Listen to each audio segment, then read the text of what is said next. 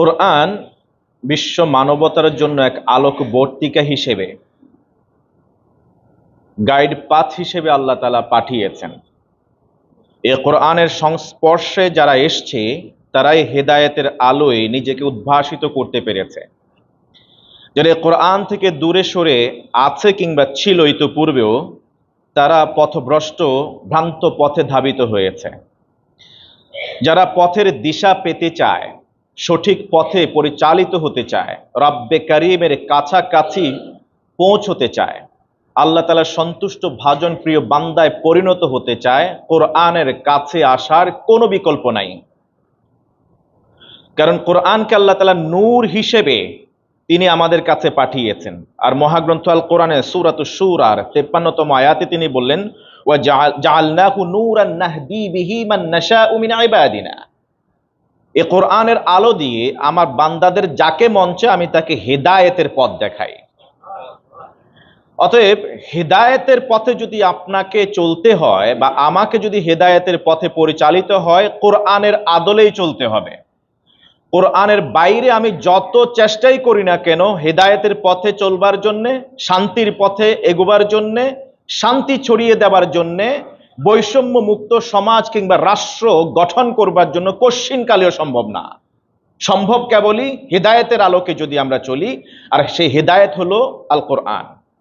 তার মানে হলো আমার ব্যক্তি জীবন থেকে আন্তর্জাতিক পরিমণ্ডল সর্বস্তরে আমাকে কোরআনের রাজ যদি কায়েম করতে পারি, তাহলে আমি সঠিক পথের দিশা পাবো। বিশ্বের মানুষ আবার খোলাফায়ে রাশেদার যুগে ফেরত যেতে পারবে। সেই স্বর্ণালী দিবস, সুযোগ, সেই সময় আবার ফিরে আসবে। কোরআন নাজিলের আগে এবং পরে বিশ্বনবীর অবস্থা যদি আমরা একটু জানবার চেষ্টা করি কোরআনের আলোকে, আমি আবার বলছি, আই রিপিট, কোরআন নাজিলের আগে বিশ্বনবীর অবস্থা কেমন ছিল, কোরআন নাজিলের পরে বিশ্বনবীর অবস্থা কেমন হয়েছে, এটা যদি আমরা একটু জানার চেষ্টা করি, আমাদের জন্য আজকের আলোচনাটা বোঝা সহজ হবে। কোরআন নাজিলের আগে আল্লাহ রাসূল সাল্লাল্লাহু আলাইহি ওয়াসাল্লামকে আল্লাহ তাআলা কোরআনের মাধ্যমে পরিচয় করিয়ে দিচ্ছেন। সফলকাম ঈমানদার কারা, তাদের পরিচয় বলতে গিয়ে বললেন, আল্লাযীনা ইয়াত্তাবিউনার রাসূলান নাবিয়্যাল উম্মি। তারা তো সফলকাম যারা এমন একজন রাসূলকে অনুকরণ করবে যার মৌলিক পরিচয় হচ্ছে তিনি এমন একজন নবী যিনি অক্ষর জ্ঞানহীন। আন-নাবী আল উম্মি মানে হলো আনলেটার্ড প্রফেট। তিনি অক্ষর জ্ঞান তার নাই, জানা নাই। তিনি ছোটবেলা থেকে অ আ ক খ পড়েন নাই, আলিফ বা তা সা এটা তিনি জানতেন না। কিভাবে কোরআন পড়তে হয়, কিভাবে লিখতে হয় তিনি সেটা জানতেন না। অথচ আল্লাহ তাআলা বললেন, উলাইকা হুমুল মুফলিহুন, তারাই সফলকাম হবে, আল্লাযীনা ইয়াত্তাবিউনার রাসূলান নাবিয়্যাল উম্মি, যারা এমন একজন রাসূলকে, বার্তা বাহককে অনুসরণ করবে যার পরিচয় হলো আন-নাবী আল উম্মি।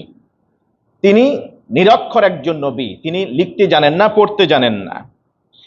কোরআন নাজিলের আগে আল্লাহ তাআলা বলছেন, মা কুনতা তাদরি মাল কিতাব ওয়ালাল ঈমান। নবী হে, এই ওহী নাজিলের আগে তো আপনি জানতেন না কিতাব কি, ওহী নাজিলের আগে আপনি জানতেন না ঈমান কি। এই দুইটা জিনিস আপনার কাছে অস্পষ্ট ছিল। এবং তিনি বললেন, সূরা আল আনকাবুতের ৪৮তম আয়াতে বিশ্বনবীর পরিচয় তুলে ধরলেন। এই সব কথা বলছি ওহী নাজিল শুরু হওয়ার আগের কথা, যা আল্লাহ তাআলা ওহী নাজিলের মাধ্যমে তিনি আমাদেরকে জানিয়েছেন। বিশ্বনবীর ওহী নাজিল হওয়ার বা নবুয়ত পাওয়ার আগের জীবনের কথা আল্লাহ তাআলা বলছেন। ওয়ামা কুনতা তাতলু মিন ক্বাবলিহি মিন কিতাব। নবী হে, ওহী নাজিলের আগে তো আপনি কিতাব পড়তেও জানতেন না। আপনি ওহী নাজিলের আগে কোনো কিতাব আপনি দেখে পড়তে পারতেন না। ওয়ালা তাখুতুহু বিয়ামিনিক, ইভেন আপনি ডান হাত দিয়ে লিখতেও জানতেন না। অর্থাৎ কিভাবে লিখতে হয় এটা আপনি জানতেন না। সূরা আনকাবুতের ৪৮তম আয়াতকে যদি আমরা আরেকটু এক্সপ্লিসিটলি আপনাদের সামনে তুলে ধরতে চাই, আবার আমরা কোরআনের দিকে যাই, সুন্নাহর দিকে যাই। আল্লাহ বলছেন, ওয়ামা কুনতা তাতলু মিন ক্বাবলিহি মিন কিতাব, আপনি তো এর আগে কিতাব পড়তে পারতেন না। মনে আছে আপনাদের ৪০ বছর বয়সে রাসূল করিম সাল্লাল্লাহু আলাইহি ওয়াসাল্লাম যখন প্রথমবারের মতো জিবরিলের সাক্ষাৎ পেয়েছিলেন, জিবরিল আলাইহিস সালাম নিজের দেহ নিয়ে, নিজের অবয়ব নিয়ে, আসল চেহারা নিয়ে যখন তার সামনে প্রথমবারের মতো হাজির হয়েছিলেন, ওই দেহাবয়ব দেখে আল্লাহ রাসূল ভয় পেয়ে গিয়েছিলেন এবং তিনি জ্বরে আক্রান্ত হয়ে গিয়েছিলেন। বাসায় আসার পরে তার কম্পন সৃষ্টি হয়েছে।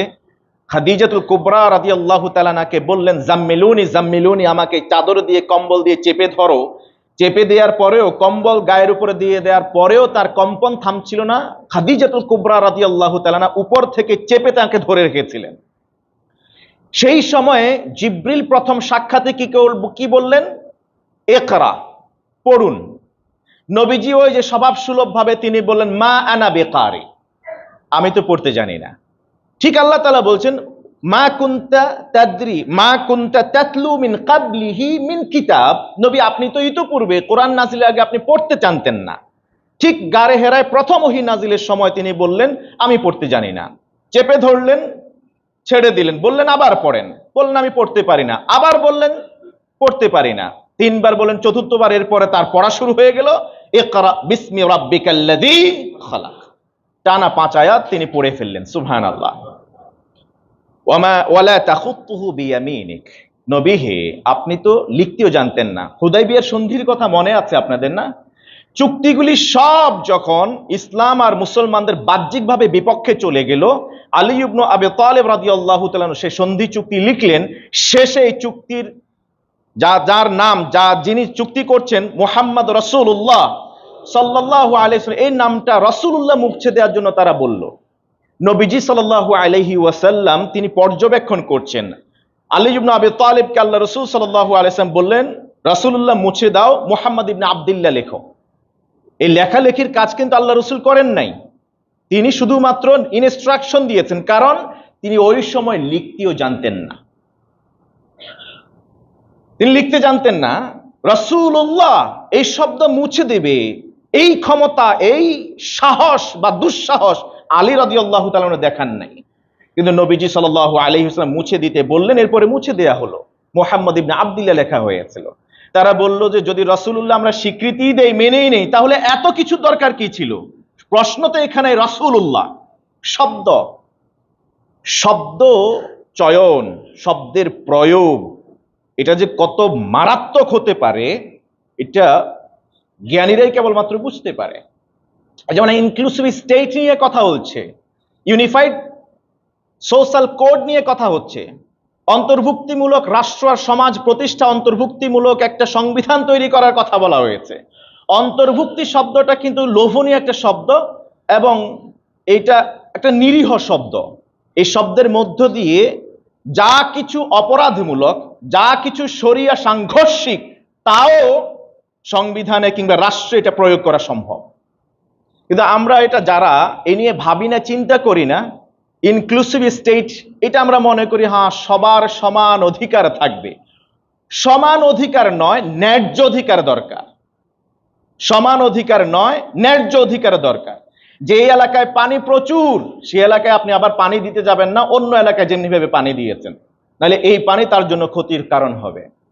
এই যে কিছুদিন আগে বন্যা হয়ে গেল, বাংলাদেশে পানির অভাব নাই, এরপরে যখন তিস্তার পানি ছেড়ে দেয়া হলো, এইটা কি সমান অধিকার না? ইন্ডিয়াতে পানি আছে, এখানেও কিছু পানি ভাগাভাগি করে দেই। এই সমান অধিকার যখন কায়েম করতে গিয়েছে তখন তো এই দুর্যোগ ঘটেছে। ন্যায্য অধিকার দরকার, সমাজে প্রতিষ্ঠা করা দরকার ন্যায্য অধিকার। আর ন্যায্য অধিকারের এই সিদ্ধান্ত কেবলই দিতে পারে আল কোরআন, আর কেউ না। আমরা নিজেরা যতই সমান অধিকারের কথা বলি, দিন শেষে কারো না কারো ক্ষতি তো সাধন হবেই। আল্লাহ তাআলা আমাদেরকে সৃষ্টি করেছেন, আমাদেরকে বানিয়েছেন তার খলিফায় পৃথিবীতে। খলিফাকে তিনি পাঠিয়ে দিয়েছেন, আর কোনো গাইডলাইন তিনি দিবেন না। আর গাইডলাইন দিলেও সেটা অনুসরণ করলে ক্ষতির কারণ হতে পারে, এইরকম আল্লাহ তো আমাদের না। আমরা তো সেই আল্লাহর গোলামি করি না। আমার আল্লাহ জীবনে কোনো ভুল করতে পারেন? কথা বলেন না। অতএব কোরআন এবং সুন্নাহর আদলেই যদি আমরা স্টেট তৈরি করি, মদিনার সনদের আলোকে যদি রাষ্ট্র পরিচালনা করি, সেখানে সবাই ভালো থাকবে, শান্তিতে থাকবে। ওয়ালা তাখুতুহু বিয়ামিনিক, নবীজি ওহী নাজিলের আগে তিনি লিখতে জানতেন না, এটা কোরআন এবং সুন্নাহ দ্বারা প্রমাণিত। আল্লাহ রাসূল সাল্লাল্লাহু আলাইহি ওয়াসাল্লামের উপর ওহী নাজিল হলো। এরপরে তিনি বললেন বুইস্তু মুআল্লিমান, আমি শিক্ষক রূপে প্রেরিত হয়েছি। পৃথিবীতে একজন শিক্ষক দেখান তো যিনি ইউনিভার্সিটিতে ক্লাস নেন, তার হাজার হাজার ছাত্র আছে, ফলোয়ার আছে, কিন্তু তিনি লিখতে পারেন না, তিনি বই পড়তে পারেন না, অথচ তিনি নিজেকে শিক্ষক বলে দাবি করেছেন। আছে এরকম? এতক্ষণ পর্যন্ত আমরা শুনেছি আল্লাহ খোদ নিজে বলেছেন, নবীজি নিজে ওহী নাজিলের সময় বললেন আমি পড়তে পারি না, আমি লিখতে পারি না, অথচ ওহী পাওয়ার পরে তিনি বললেন বুইস্তু মুআল্লিমান, আমি এসেছি শিক্ষক হিসাবে। সুবহানাল্লাহ। এবং শুধু এতটুকু বলেই তিনি ক্ষান্ত হননি, তিনি বলেন ইন্নামা বুইস্তু লিউতাম্মিমা মাকারিমাল আখলাক, অন্য রাওয়াতে এসেছে সালিহাল আখলাক, আমি তো এই পৃথিবীতে তোমাদের কাছে প্রেরিত হয়েছি যে কি বলা হয় চরিত্রের উৎকর্ষতা সাধন করবার জন্য। তোমাদের চরিত্র অনেকের ভালো আছে, কিন্তু এটাকে আরো কিভাবে সুশোভিত করা যায়, আরো সুন্দর করা যায়, আরো ইউনিক করা যায়, আরো এক্সাম্পল হিসেবে মানুষের সামনে এটাকে তুলে ধরা যায়, ওই কারুকাজটা করবার জন্য আমাকে পাঠানো হয়েছে। অর্থাৎ হলো আমি হচ্ছে শ্রেষ্ঠ শিক্ষক হিসেবে তোমাদের কাছে প্রেরিত হয়েছি। যেই আল্লাহ একটু আগেও বলছেন যে নবীজি লিখতে জানতেন না, তিনি পড়তে পারতেন না, ঈমান কি এটা জানতেন না, কিতাব কি সেটা জানতেন না, এবার আল্লাহ বলছেন ইউআল্লিমুকুমুল কিতাবা ওয়াল হিকমা। সেই আল্লাহ বলছেন ওয়া ইউআল্লিমুকুমুল কিতাবা ওয়াল হিকমা, রাসূলকে পাঠিয়েছি, তার মূল হলো তিনি নিরক্ষর, কিন্তু এখন ওহীর জ্ঞানের আলো তাকে দেওয়ার কারণে উনি এত জ্ঞানী হয়েছেন, এত বড় শিক্ষক হয়েছেন, তিনি তোমাদেরকে কিতাব এবং হিকমা শিক্ষা দিবেন। ওয়া ইউআল্লিমুকুম মা লাম তাকুনু তা'লামুন, তোমরা যা জানতে না, যা বুঝতে না, যা পারতে না, সবকিছুই শিক্ষা দেওয়ার দায়িত্ব দিয়েছেন আল্লাহ তাআলা একজনকে, তিনি হচ্ছেন নবী মুহাম্মদুর রাসূলুল্লাহ সাল্লাল্লাহু আলাইহি ওয়াসাল্লাম। ওহীর আলো পাওয়ার পর নবীজি এবার বলছেন কুল হাযিহি সাবিলি আদউ ইলাল্লাহি আলা বাসীরা, সূরা ইউসুফ। আল্লাহ বলছেন কুল, নবী আপনি বলুন, হাযিহি সাবিলি, এটাই হলো আমার স্ট্রেইট ওয়ে, আমি যে শিক্ষক হিসেবে এসেছি, আমি না পড়ে শিক্ষকতা করতে চাই না, আমি বাসায় মুতালা না করে, মুতালা মানে হলো আগে ভাগে চর্চা করে নেওয়া, আজকে যা আমি ক্লাসে পড়াবো সেটা বাসায় আগে দেখে নেওয়া। নবীজি সাল্লাল্লাহু বলছেন আমাকে আল্লাহ তাআলা নবুয়ত দিয়েছেন, রিসালাত দিয়েছেন, আর গাইডলাইন হিসেবে দিয়েছেন গাইডবুক মহাগ্রন্থ আল কোরআন। আমি তোমাদেরকে হেদায়েতের পথে আহ্বান করব, লিউখরিজাকুম মিনাজ যুলুমাতি ইলান নূর, অন্ধকার থেকে, অজ্ঞতা থেকে তোমাদেরকে আলোর দিশা দেওয়ার জন্য। আর সেই কাজটা আমি কিভাবে করব জানো? হাদিহি সাবিলি, এটা আমার পথ, এটা আমার স্ট্র্যাটেজি। আদউ ইলাল্লাহ, আমি মানুষদেরকে আহ্বান করব আল্লাহর পথে, আলা বাসীরা, যে কোনো বিষয়ে আমি ডাকবো, আহ্বান করব, শিক্ষা দেব, সেই বিষয়ে ব্যুৎপত্তিগত জ্ঞান অর্জন করেই, সর্বোচ্চ জ্ঞান অর্জন করে এরপরে সেই জ্ঞান মানুষের মাঝে আমি বিতরণ করব।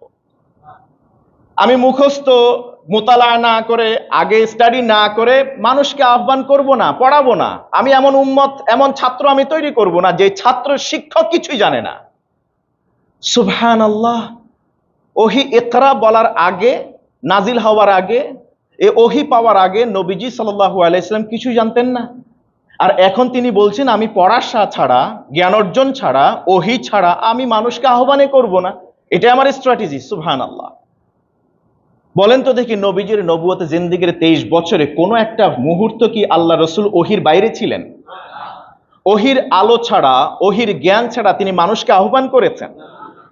এই জন্য তো তিনি বলেছেন বাল্লিগু আন্নী ওয়ালাউ আয়া, আমার কাছ থেকে যা তোমরা জেনেছো, যা কিছু পেয়েছো, যা কিছু দেখেছো, আমার অনুপস্থিতিতে যা কিছু আমার পরিবারেও দেখেছো বা আমার সম্বন্ধে জেনেছো, সব মানুষের কাছে বলে দাও।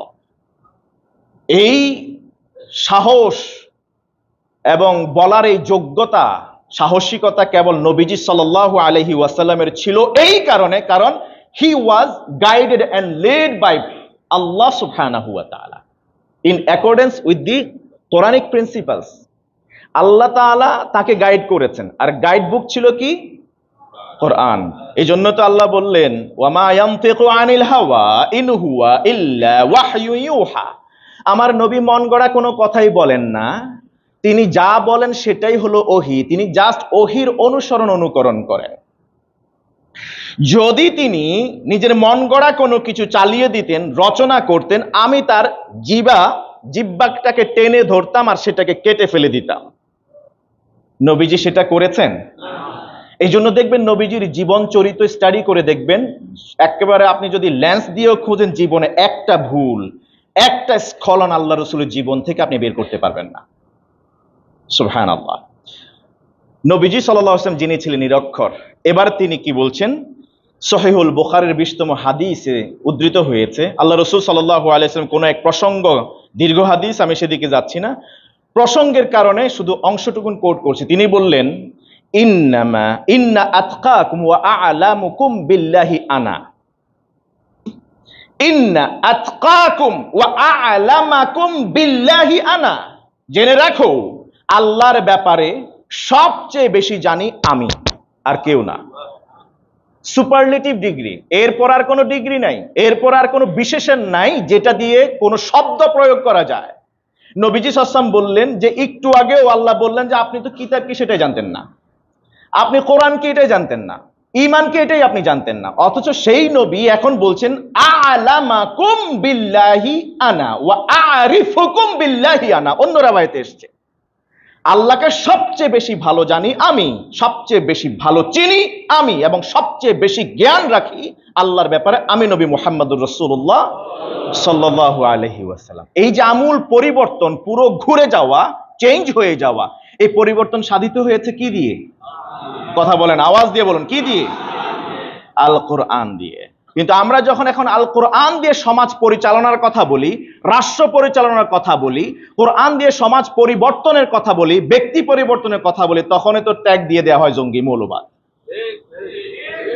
আপনি যতই তন্ত্র আর মন্ত্র দেন মানুষ পরিবর্তন করবার জন্য, সমাজ পরিবর্তন করবার জন্য, আদৌ কি সম্ভব কোরআনের স্পর্শে আসা ছাড়া?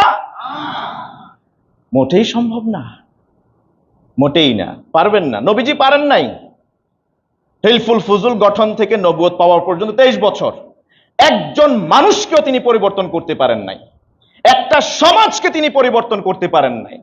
কই, তখন তো তিনি মিথ্যা বলতেন না, কারো উপরে জুলুম করতেন না, কারো উপরে নির্যাতন করতেন না, কেউ তার ব্যাপারে বিরূপ কোনো মন্তব্য বা বক্তব্য দিত না, বরং সবাই তাকে আল আমিন বলতো, as-সাদিক বলতো, trustworthy man ever on the earth বলে তারা স্বীকৃতি দিত, তার ফয়সালাও মেনে নিত যখন কোনো সমস্যা তৈরি হতো, তাকে নেতা হিসেবে মেনে নিয়েছিল। কিন্তু আদৌকে দীর্ঘ 23 বছরের নবুয়ত পাওয়ার আগে হিলফুল ফুজুল 17 বছর থেকে 40 বছর পর্যন্ত সমাজকে পরিবর্তন করতে পেরেছিলেন? মানুষ তো ভালো ছিলেন, কিন্তু দেখেন না নবুয়ত পাওয়ার পরে আরো 23 বছর, আগের 23 বছর আর পরের 23 বছর দেখেন, নবুয়ত পাওয়ার পরে 23 বছরে রেখে গেছেন 1,24,000-এরও বেশি সাহাবী, আর এক একজনের মর্যাদার কথা আল্লাহ তাআলা এবং নবীজিও বলেছেন, আমার পরে যদি কেউ নবী হতো তিনি হতেন ওমর। তোমাদের সবার ঈমান যদি একটা পাল্লায় রাখা হতো, আবু বকরের ঈমান যদি অন্য পাল্লায় রাখা হতো, লা জারাহাত ঈমানু আবি বকর, তাহলে আবু বকরের ঈমানের পাল্লা নুয়ে যেত, ভারী হয়ে যেত। সুবহানাল্লাহ। কেমন সোনার মানুষ তিনি গড়েছেন, কিসের আদলে? কথা বলেন। কই, নবুয়তের আগে তো তিনি একজন মানুষকে রেফার করতে আমরা পারি না, পারি নাই তো, পেরেছে কি? পারি নাই। তাহলে চেঞ্জ আনতে হলে, পরিবর্তন সাধন করতে হলে, সত্যিকার শান্তি বজায় রাখতে হলে, ছড়িয়ে দিতে হলে, মানবতার মুক্তির জন্য একটা গ্রন্থই দরকার, সেটা কি? আল কোরআন। যেই নবী পড়তে জানতেন না, যেই নবী লিখতে পারতেন না, ওহী পাওয়ার পরে নবীর এবারে স্টেটমেন্ট কেমন দেখুন। মসজিদে সাহাবীরা অনেক, প্রায় 300 সাহাবী একীভূত হয়েছে।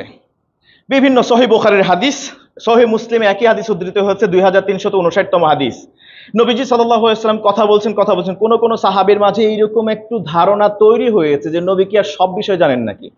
কারণ ইতিপূর্বে তো জানতেন, তিনি লিখতেও পারতেন না, পড়তেও পারতেন না, আর জানার জন্য, নলেজ গ্যাদার করবার জন্য পড়া এবং লেখা জরুরি। তো নবীজির পূর্বের শৈশবকালের অবস্থা তো তারা সবাই জানতেন, তাদের চোখের সামনে তো বড় হয়েছে, কারণ তাদের মনে এখনো পর্যন্ত কিছু প্রশ্ন, সন্দেহ রয়ে গিয়েছে, নবী কি সব বিষয় জানেন নাকি? নবীজি সাল্লাল্লাহু আলাইহি ওয়াসাল্লামকে ওহী দিয়ে জানিয়ে দিয়েছেন কে? আল্লাহ। নবী হে, এখনো আপনার উম্মতের বা আপনার সাহাবীর কেউ কেউ আপনার ব্যাপারে এই ঠুনকো ধারণা পোষণ করছে, আপনি তাদেরকে চ্যালেঞ্জ ছুড়ে দিন। সুবহানাল্লাহ বলেন। আপনি তাদেরকে চ্যালেঞ্জ ছুড়ে দিন আর বলুন, সালুনি সালুনি, তোমরা কোন বিষয়ে জানতে চাও আমাকে প্রশ্ন করো, আমাকে প্রশ্ন করো। আমি হেদায়েতুল্লাহ এই পর্যন্ত বলতে পারি না, পৃথিবীর যে কোনো বিষয়ে পারেন, অথবা ধর্মীয় সব বিষয়ে আমাকে জিজ্ঞেস করেন, এই বিষয়ে আমার অনেক বড় ধারণা আছে বা আমি অনেক বড় জ্ঞানী হয়ে গিয়েছি। আমি মনে করি আমি এই শিক্ষার সাগরের ন্যূনতম মাত্র কূলে আসা একটা ছাত্র, বিশাল সমুদ্র রয়ে গিয়েছে, এখনো এক অঞ্জলি পানিও আমি অর্জন করতে পারি না, গ্রহণ করতে পারি না এই বিশাল সমুদ্র নলেজের, এই সমুদ্রের, এই বিশাল সমুদ্রের পানি।